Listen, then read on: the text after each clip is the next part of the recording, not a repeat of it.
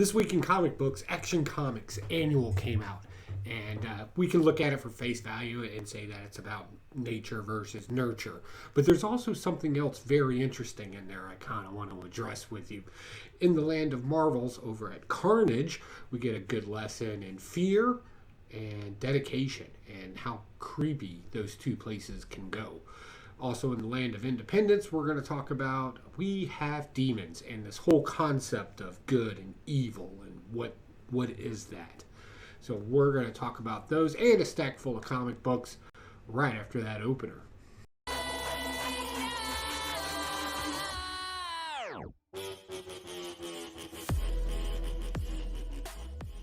Back with another week of comic books. If this is your first time to the channel, I'm a grown man that reads comic books and actually takes notes about them and finds little tidbits of interesting stuff if it's there. And we lucked out this week. We got a small haul, but we got some interesting stuff that happened in comic books. So we're going to break into it by jumping into Shadow War Omega 1. So this kind of, I don't want to say ends the Shadow War because I'm not 100% sure. I've been missing out on some of the Shadow War stuff out there. But in this particular issue, the interesting thing that happens is we have a superhero, if you will, named Geoforce. And of course he can control Earth, like make dirt and stuff move. Whatever the woo-woo is doesn't matter, right? And he kind of wants some revenge on the Alghouls because they like destroyed his entire country when one of them, Talia, worked for Leviathan. He's going to go get his revenge. Apparently he's been masquerading around as Slade Wilson, and that didn't go over too well because he gets beat in the end by, of course, Batman and Robin. But don't worry, Slade Wilson gets handed it to him. He dies, right? And his knockoff team of Eternia villains, I'm not even kidding when I say knockoff team of Eternia, you know, like the He-Man characters. This is absolutely hilarious. Like that's obviously Skeletor right there, right? One looks very much like Beastman. One's got a helmet with a weird eye thing on, right? It straight up looks like knockoff. Anyway, they capture their buddy Slade Wilson and take him to the Lazarus pits. They kind of resurrect him. And of course he gets resurrected because nobody dies in comic books, right? Right? So what is this comic book about, right? It's blind revenge at the end of the day is the best way to put it, right? Somebody wronged you or did something to wrong you. And of course, you know, you got the whole eye for an eye thing. Or supposedly, right? Nobody justifiably believes in eye and eye. We're human beings. Truth is, we're mixed up with a whole bunch of horrible stuff. We generally want to just squeak ahead just a little bit. And that's kind of what's going on in this book a little bit. Geoforce has no reason to kill anybody. He just destroyed the country he was in. Which, by the way, was kind of ran apparently very inefficiently, as we found out in the beginning of the book. So, all in all, was it a good read? It was an okay read. Again, not following all the Shadow War stuff, but I like annuals because they usually do a better job at collapsing or condensing the story, the main story, into something smaller, and you can move forward with it. That didn't do a very good job on this, but I got the main pieces of it. So all in all, it was an okay comic book. Next, Action Comics, and as promised in the beginning. This is very superficially done as a nature nurture type of thing. The way Clark Kent was raised versus the son of Marngul, whom holds the chains, right? So both of the boys apparently grew up in these different type of environments, and they become different type of people, of course. And there's even kind of an underlining story to kind of reaffirm, a more nurturing environment can create a better person. But that's nature nurture on a very elementary level, I think, right? Because dedication and drive kind of fit in later as an adolescence, but we're not going to dive into that. What we're going to really point at is how the kids, regardless of nature versus nurture, want to be the opposite of their environment. I think that probably rings true, whereas Clark Kent as a child kind of wanted to snub up the bully a little bit, then kind of wanted to just get ahead just a little bit on him, right? Kind of broke the rules, if you will. And our Mongol character, He wanted to care and love for, his mother and environment, and he didn't want a war and all this other stuff. And I thought that was more vindictive to, uh, not vindictive, but more validating towards kids today, right? Or not even today, just kids in general. Kids that generally grow up in hard places, right? Generally want to be a caring, or they have that desire to be such. I don't know. I think that would be a more interesting study to actually put forth out there in the world than nature versus nurture, right? Because that's really economics at the end of the day. If you can afford to nurture something to its top performance, it's more of an economic thing, right? Right? I don't know. Let me know down in the comments down below. What do you think? Moving forward to Ghostwriter. So this kind of the solicitation for it kind of promised us a truck driver from hell, right? Evil truck driver guy. And this kind of let me down a little bit. I thought we would get a little bit more out of it. Basically, what happens is Johnny Blaze is hitchhiking. He's coming from a delusional demon-scaped land where he thought it was the suburbs, which I often look out my window and I wonder if I'm actually in a hellscape. But anyway, so he's hitchhiking down the road, and he's finding all these things while he's on the road. A hotel with a serial killer in it, yada, yada, yada, right? Pick him up, and the guy's a killer. And they're on something called the Red Road, a road that is notorious for disappearances, murders, all that other stuff across the board. And gets into an accident, stops the guy, whatever. And then this hell truck comes out of nowhere with no explanation about it. And wants to kill him. Doesn't tell us why, other than the road being the reason, I guess. And Johnny Blaze goes and jumps into a wrecked semi-truck, and they collide head on. And then he just picked back up like nothing happened. It just dropped it. The way you would drop bad food, right? And I was like, I'm hoping maybe something happens or in the next story that kind of explains, because I thought it was an interesting concept, like Hell Rider, Vengeance. So what would the truck rider thing be? Truck driver thing? I don't know. That's weird. All right, next, Carnage. So this is about dedication. So Carnage has got this doctor guy, or the serial killer guy with him. Carnage keeps affirming to him, right, about how you need to be dedicated. It's being faced as much like a cult thing here, believing in Carnage, right? We also find out that Detective Slade is an extremely dedicated person, and now that he has a symbiote rolling around in his head, who wishes to be called Cletus. I don't want to do spoilers, but sometimes it's just too easy, right? Kind of want to catch up to Carnage to make him stop doing everything and get ahead of him.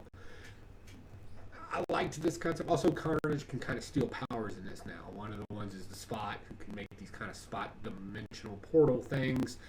And they're at an observatory, something that looks into space. And apparently, for some random reason, this thing has a Hadron Collider below it. That's not how that works, but, whatever. So we're dealing with dimensions and particles and apparently a giant telescope. That's where things kind of got woo-wooed for me. But for the most part, I'm really enjoying this kind of cult of Carnage thing. I've always had a fascination with cults and how they work. Not that I ever want to join one, just how kind of ridiculous believing in a person really drive a person. It's weird. And I like it. And I think this book kind of highlights the dedication that people would have for something that they wish to follow. And that can be detrimental, because as human beings we have the function to be wrong. Alright, next, New Think. New Think. New Think is a surreal take on technology and how it's evolved and consumed our lives, as you watch me right now. And it kind of takes this aspect that the ones and zeros, the binary code in this, is some sort of alien race that has enslaved humanity to keep watching it, take care of it, and advance it in any way that it can. And it kind of does it through this beautiful narrative of how slave and master mentality happens, and then showing people how computers and everything has evolved and the time spent in front of a screen moving forward.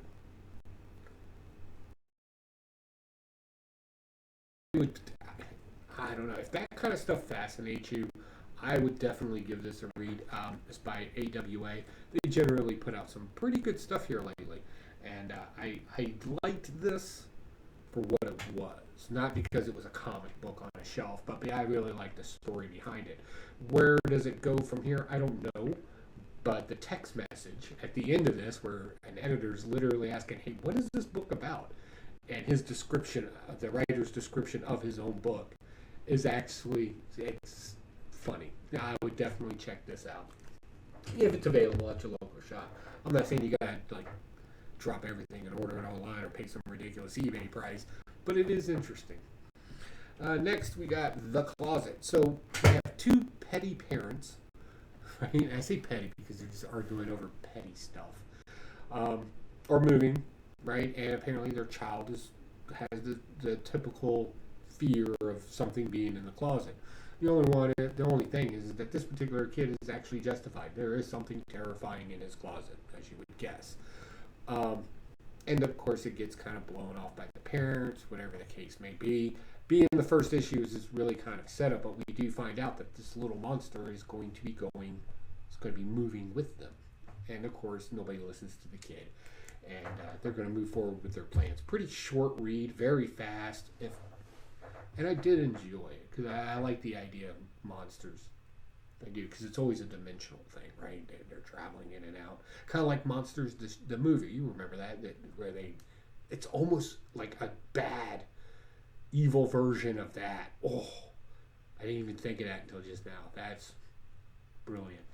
All right, next we have Demons. All right, this story arc ends, and I hope more comes. I hope they already did a reach over at Dark Horse out to the writers and artists of this, because one, when you get this book, you get a pretty substantial,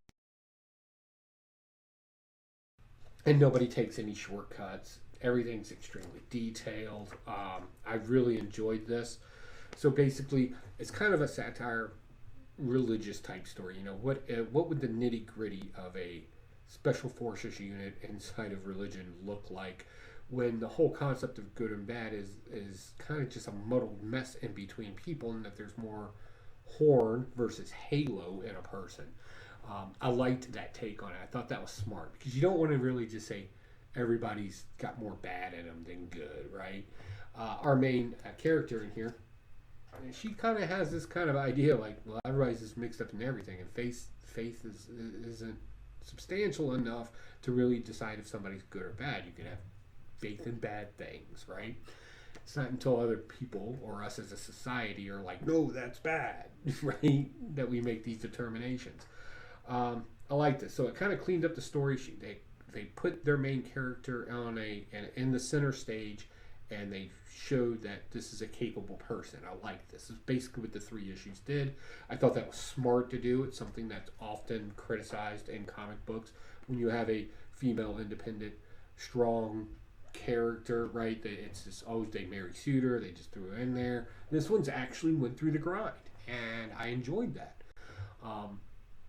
Plus the whole concept of religion being thrown in here, and it not really being what we think it is. And then you throw something cool in it, like a meteorite that has something called Halo, and we make swords out of it, because that's the only thing that can kill demons. So you have that other world thing going on. I thought this was just an absolute fun read. And now we have enough of this Halo material that we've actually created a whole nother organization dedicated to the elimination of demons. Right? It's good. Go pick this up. It's 3 issues, and it's a good read. If you've read anything I read, and we've shared some sort of opinions on something, you will more than likely like this. If we constantly disagree, give it a shot and just tell me down in the comments I was wrong anyway. That's fine. All right, folks. Tonight, I am going to be on Gary B's Casual Comic Collectors channel. Apparently, I'm in the hot seat. So we're going to check that out. Do a little interview over there. That should be fun. If you're not busy at 8:30 Eastern Standard Time, definitely check out Gary B's channel. He does a phenomenal job. He's a great interviewer, along with his little panel that he has in there as well. They do a fantastic job. And it's one of those channels that kind of just goes under the radar. I don't know why, but It shouldn't be. Right? So definitely come on over there. We'll probably have a live chat. If you have any questions for me, you can talk to me in real time, and you can find out that I'm really this awkward all the time. So I'll put the link to his channel in the description below. Again, that's 8:30 Eastern Standard Time. Swing by, give the guy a view, give him a thumbs up. He works really hard, and yeah, it'd be cool. All right, guys. Other than that, I got nothing else. Nothing. I got things to do. I'll talk to y'all later. Bye.